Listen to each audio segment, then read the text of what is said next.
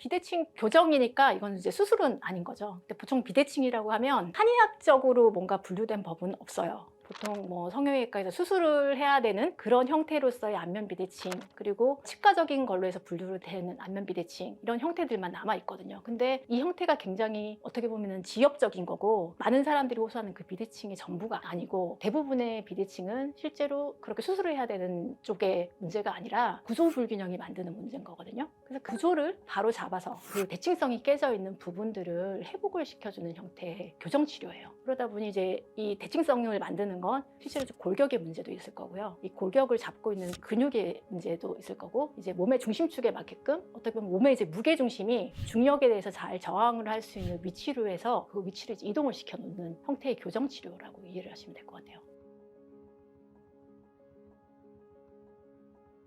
저희 큰아이 때문에 시작을 하게 됐어요. 그러니까 아이가 아프다 그러면 일단은 제가 할 수 있는 부분들을 고민을 하고 책을 찾고 치료 방법을 찾고, 사실 이제 그렇게 아이를 키웠는데요. 이제 턱이 아프다고 갑자기 이제 애가 우는데 제가 이제 모르는 분야였고, 그거를 사실 되게 이제 집요하게 계속 해결을 해 나가고, 그리고 기록을 하고 뭐 사진으로 남기고 이렇게 하는 과정에 통증이 좋아지면서 얼굴 형태가 굉장히 가지런하게 정리가 되고, 치아도 교정할 필요가 없을 상태로까지 좋아지고, 뭐 비염이라든지 이런 통증적인 부분에 이제 기능적인 문제라든지 이런 것들이 같이 해결되는 그런 과정을 제가 지켜봤었거든요. 그런데 사실은 이 문제가 굉장히 흔한 문제고, 그리고 미리 뭔가 아이들 성장 과정에 이런 부분들을 교육을 시키고 아이를 키워낸다라고 하면은 되게 좋을 텐데라고 하는 생각이 많이 들면서 제가 이쪽 진료를 그렇게 자연스럽게 하게 됐던 것 같아요.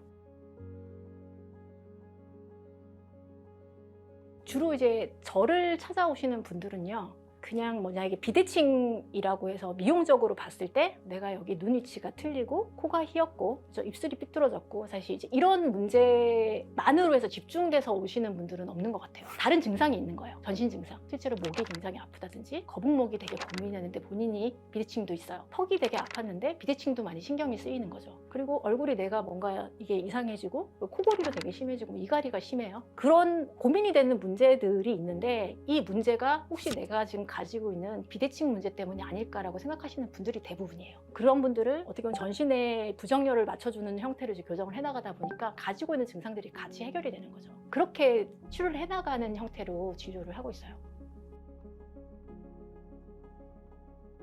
비대칭을 진단을 하는 방법은 거울을 본다든지 이렇게 해가지고는 그거는 파악을 하기 쉽지는 않거든요. 비대칭이 있다라고 하면 안경을 썼는데 안경 한쪽이 이쪽이 높고 이쪽이 낮아요. 내가 똑바로 앞을 분명히 쳐다보고 있었는데 사진을 찍어서 딱 봤더니 여기랑 여기랑 눈높이가 틀려요. 그리고 그냥 이렇게 봤을 때 정면으로 해서 셀카를 찍었는데 코가 휘었어요. 이런 것들이 전부 다 골격이 대칭성이 깨져 있을 때 생기는 현상들이거든요. 사실 그냥 이거 유튜브에서 제가 소개를 했었는데, 본인 그 핸드폰을 이용을 해서 그 사진을 통해서 선을 어떻게 긋고 이 형태를 보고 하는 걸로 해서 간단하게 파악은 할 수 있어요.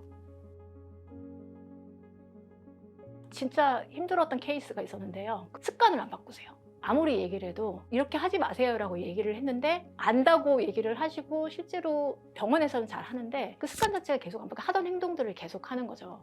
이제 환자분들을 교정을 할 때 제가 해주는 행위도, 치료 행위도 굉장히 중요하지만 근육이 성장이 바뀌고 재발이 되지 않으려고 하면은 습관적인 부분이 굉장히 중요하다는 얘기를 환자분들 진짜 많이 하거든요. 호흡 습관도 되게 중요해요. 되게 사소하지만 하는 행동 습관들도 있을 거고요. 그런 것들이 본인 몸에 영향을 주고 있다라고 생각을 하고, 그런 부분들을 인지를 하고 바꿔나가는 형태로 그렇게 따라와 준다면 사실은 좋아질 수밖에 없는 문제인데, 굉장히 본인 습관 자체를 고수를 하다 보면 구조가 이렇게 정렬되는 게 굉장히 더뎌요. 그런 부분이 제일 힘든 것 같아요. 저는 바꾸도록 하기 위해서 제가 굉장히 에너지를 쓰고 있는데, 굉장히 잘 따라와 주시는 분들 같은 게 경과가 굉장히 좋고 환자분들도 굉장히 만족스러운 결과로 끝나는데, 그런 분들은 지지부진한 거죠. 그리고 사실 다음 주에 오세요, 이런 티칭들 있죠. 그런 이제 주기라든지 이런 것들도 제가 말씀드리는데 잘 따라와 주시는 분들은 잘 되는 거고요. 그런 것들이 잘 변화가 생기지 않는 분들은 그게 제일 힘든 것 같아요. 치료하면서도 사실 진이 되게 많이 빠져요, 그런 환자분들 볼 때.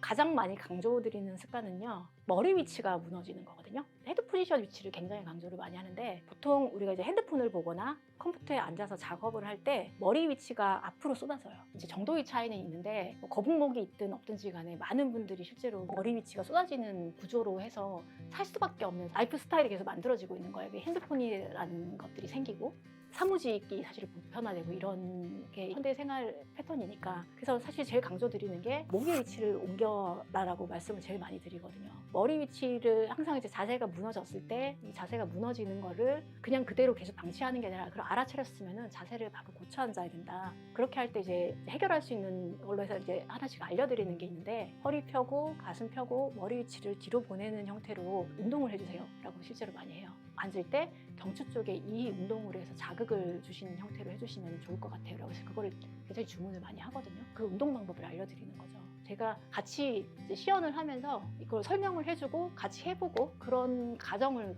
꼭 거쳐요, 환자분들한테. 그게 제일 중요하고요. 그리고 이제 턱관절 문제를 일으키는 것도 이제 근육을 불균형하게 쓰는 거거든요. 한쪽으로만 씹는 거. 그것도 굉장히 문제가 있을 수 있는 거고요. 호흡하는 습관, 어른이든 아이든 구강호흡을 하고 있다라면 그 부분을 해결해 주려고 굉장히 노력을 많이 하거든요. 일단 뭐 비염이 있다라고 하면 비염을 치료를 해요. 어떤 뭐 아이들 같은 경우는 한약을 쓰기도 하고요. 뭐 비강사혈도 하고 침 치료도 하고. 비염을 치료를 해주기 위해서 일단 기본적으로 그걸 치료적인 중요한 프로토콜로 해가지고 넣어서 환자들한테 치료를 접근을 하고 있고, 구강호흡을 할 때 생길 수 있는 이제 근육 기능에서의 문제라든지 이런 부분들, 뭐 구슴 폐쇄력이 떨어져 있다든지 혀 기능이 떨어져 있다든지 이런 부분들도 그걸 바꿀 수 있도록 그런 부분에서 운동을 알려드리고, 그렇게 일단 제가 접근을 많이 하고 있어요. 좋은 습관은 바른 자세를 가지는 거, 그리고 제가 아까 말씀드렸던 거를 안 하는 거. 사실 자세 습관만 좋으면은 호흡도 많이 바뀔 수 있거든요. 자세가 불안정할 때 그 부분을 본인이 계속 고쳐 앉으려고 하고 그 부분을 바꾸려고 하는 게 사실 이 치료하는 거의 대부분이라고 그렇게 설명을 드려요, 환자분들한테.